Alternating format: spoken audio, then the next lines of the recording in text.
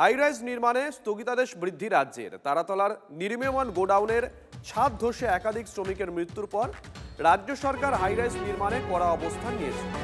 সেই অবস্থানই আপাতত বজায় রাখল রাজ্য সরকার। মুখ্য সচিব মনোজ কুমার আগরওয়ালের জারি করা নির্দেশিকায় জানানো হয়েছে, রাজ্যে চলমান G+5 বা তার বেশি উচ্চতার বাণিজ্যিক, আবাসিক, প্রাতিষ্ঠানিক এবং অন্যান্য নির্মাণ প্রকল্পে স্থগিতাদেশ আগামী 15ই আগস্ট পর্যন্ত বহাল থাকবে। একই সঙ্গে তারাতলার দুর্ঘটনার তদন্তে গঠিত উচ্চ পর্যায়ের তদন্ত কমিটিও পুনর্গঠন করা হয়েছে। নতুন কমিটির চেয়ারম্যান করা হয়েছে পূর্ত দপ্তরের সচিব অন্তরা আচার্যকে। যেটা স্টক ছিল ওইটা চলবে, কেননা ওইটা তো বলাই আছে যে অডিটিং তো লাগাতার করেই যাচ্ছে, অডিটিংটা করে যাচ্ছে।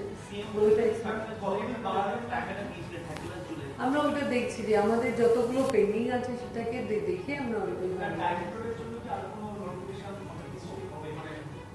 আমি আপনাকে একটা জিনিস আমি খবর দিতে পারি যে 4 জন যারা ওই তারাতলা নিয়ে ছিল তাদেরকে নট অনলি তাদের লাইসেন্সটা মানে রিভোক করে নেওয়া হয়েছে, but all of them have been blacklisted.